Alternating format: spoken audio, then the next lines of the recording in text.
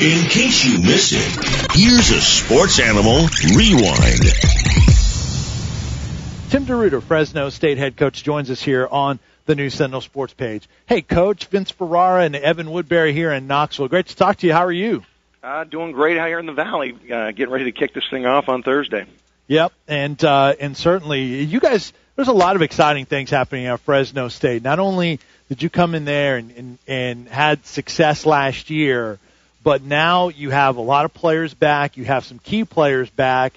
It's got to be pretty exciting for you. It sounds like you're ready to kick things off.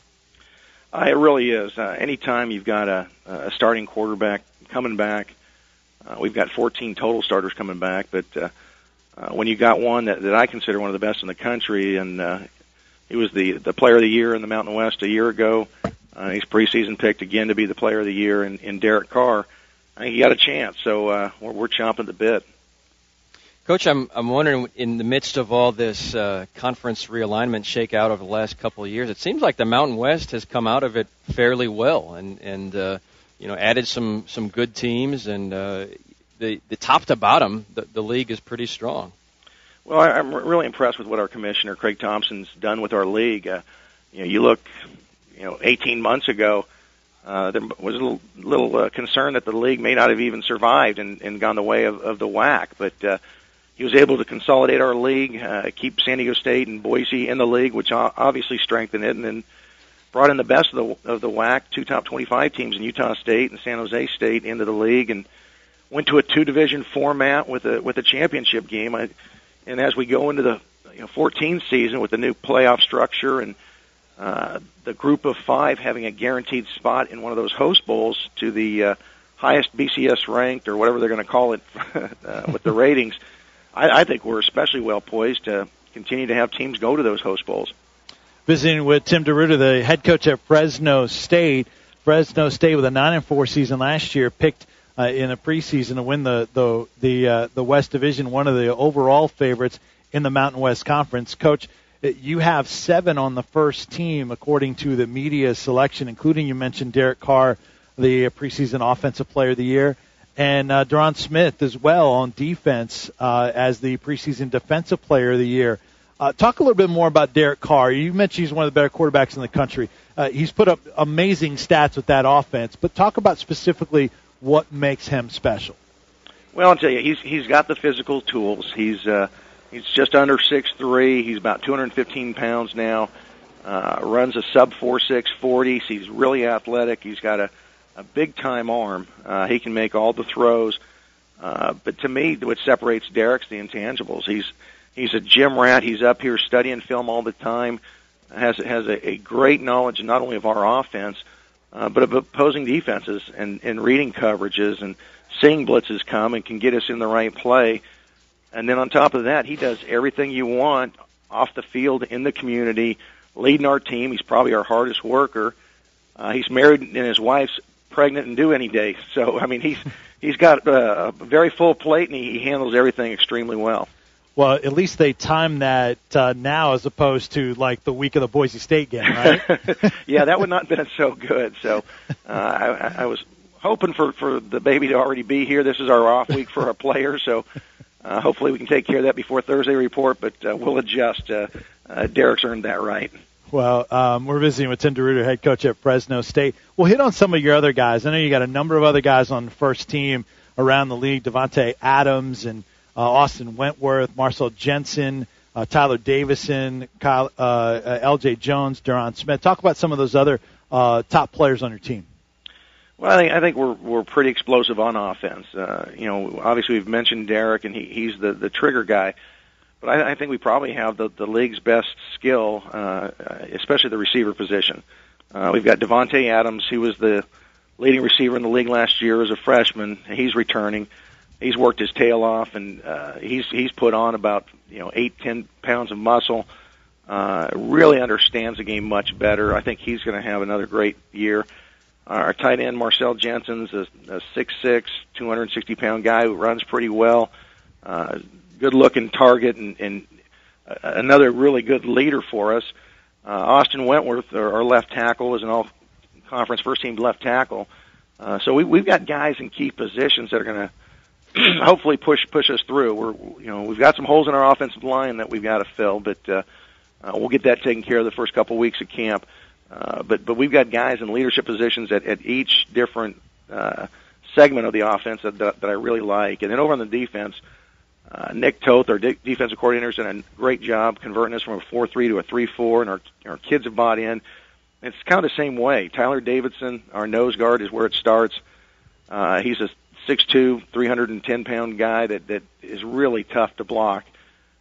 He gets it done up front. In the back end, you've got L.J. Jones, first team all-conference, or projected first team all-conference. He was second team, I believe, a year ago, corner. And then Deron Smith, I think, was second in the country in interceptions last year as a safety. So we feel good about the back end, feel good about the front end. We've got some holes at linebacker we got to fill, but we've got some guys I thought did a nice job in the spring. Let me go back to Derek Carr for a quick second. I've heard that he played through injuries. I've read different types of injuries. What was Derek Carr's injury that he played with all of last year? Well, during our camp, he tore his groin a little bit and had a sports hernia. And if you've had one of these things, they're very, very painful. He was able to play, especially since we're a shotgun team, but really couldn't burst, go from a standstill to 100% without just excruciating pain. So it tended to limit what we would do. We didn't move the ball out of the pocket much with our sprint out game or any kind of quarterback movement stuff in our quarterback run game. But he just, bit the bullet. You never heard him complain, about anything or use that as a crutch or an excuse. And to me, again, it's a testament to what kind of kid he is. He put up 37 touchdowns and 7 interceptions, having to battle through that, and you never heard one word about it. Coach, we always like to talk a little bit of recruiting with coaches that are on the show, and I'm just looking at your roster. Looks like about 95% or so California kids. Obviously, a wealth of talent out there for you to choose from. What does it take to recruit a kid outside your home base, kind of, or outside the West Coast? Would you ever pursue a kid in the South, or is it just a lot more efficient to pursue the wealth of talent that's in your area? Well, we look at our advantages here at Fresno State, and it's our location. We're about halfway between Los Angeles and San Francisco. Right here in the Valley, there's some really, really good football. And so we started recruiting here, and we spread out into California. And as you mentioned, we're about 90% from California. But we do spread out into the Southwest, Arizona, Nevada, and Texas. We've signed young men the last couple of years. But as recruiting's getting bigger and you can evaluate guys with tape over the Internet so much more efficiently, we're looking at everybody. So again, we'll start here, and you got to use your resources the right way. But as we're on TV more and people start seeing what the Fresno State brand is, if we think a guy can play, we don't care if he's from Atlanta, Georgia, or Austin, Texas. We'll take a look at him. Coach, you have a kid from Boynton Beach, Florida, in your last recruiting class as well, so that you're definitely proving that. How good can this team be? What are you having to rein in some of the excitement, and what the possibilities of this year's team are you embracing that your team can be on an elite level in college football this year?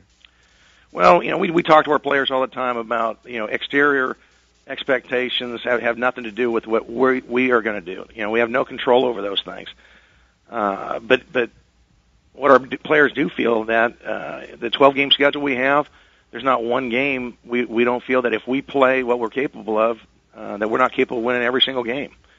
It's not to take away from anybody that we're playing. It's just that's the confidence our guys feel. And if you start listening to the outside noise, maybe you don't practice and train as hard. You feel like you've arrived, and we won't ever get to that point. I remind our guys all the time that, hey, last year's team went 9-4. Last year's team went to a bowl game. This year's team 0-0, and it's up to whatever our leadership does this year and how we work during camp to decide if this team's better than that or doesn't reach that bar. And I like the mentality of our team right now, and I'm just excited for August 29th to get here so that we can tee it up against someone else and see exactly what this team's about. Coach, when you went to Fresno State, you came from Texas A&M, who is now in the Southeastern Conference. Are you even a little bit surprised at how much success Texas A&M has had already and did in the first year in the SEC? Well, I think people are disingenuous if they say they're not the least bit surprised. I think nobody could foresee, Johnny Football being Johnny Football his first year in the SEC. But knowing those guys and knowing the kind of coach that Coach Sumlin is, I wasn't super surprised. They did a great job, I thought, getting that team to rally. I thought Coach Sherman had put some talent in there. And having a guy like Johnny Football be the catalyst really had them take off. And to me, it's been amazing to see the transformation of a year ago at this time when people were questioning whether or not Texas A&M could even compete in that league to now where it's, ESPN, I think, is a 24/7 Texas A&M commercial or Johnny Football press agency. But it's fun because we know a bunch of those kids obviously, and we wish them the best. My daughter's going there this fall. You have Fresno State has been known in the past, certainly under Coach Hill, as play anyone, anytime, anywhere. Is that something you'd like to continue and maybe even mix in an SEC school, a Texas A&M, or Tennessee is always willing to go out west or going to Oregon? Anything in the SEC maybe in the works, or at least something you'd like to do? Well, I believe in 15 we're going back to Ole Miss. I think they're still on our future schedules. I'll give you an example. Next year, we open up at USC. Nebraska is actually coming to Fresno State. They'll play in Bulldog Stadium our second game, and then we're going to Utah. So we're not going to shy away from competition. I think it helps in recruiting. Coach Hill certainly made that, the Fresno State brand for 15 years. I don't know that that's our only brand. To me, our ultimate measure is conference success. But we're gonna play people that want to play us, and I think it allows you to recruit a higher level caliber of player at times. Somebody that maybe has a chip on their shoulder that didn't get an SEC offer, but you say, you know what, you got a chance to play against them and prove to them that you should be in that league. And as you look to the future with the new playoff structure, they're going to look at your schedule. And I think we can compete in this league, and if we can get a marquee win or two outside of our league, it does nothing but help your chances to get in one of those host bowls and maybe one of these days a playoff spot. Coach, you keep saying interesting things. I want to squeeze in one more thing if we could. You guys have a brand new look this year. You had new uniforms, sweet helmets, by the way. Love those. Saw those online this weekend. How important do you think that is for kids today? Maybe just not only in recruiting, but for existing players to have a fresh new look that they're excited about. I think it's huge. You look at the success that Oregon's had over the last couple of years, and certainly they've done it through great coaching and great talent.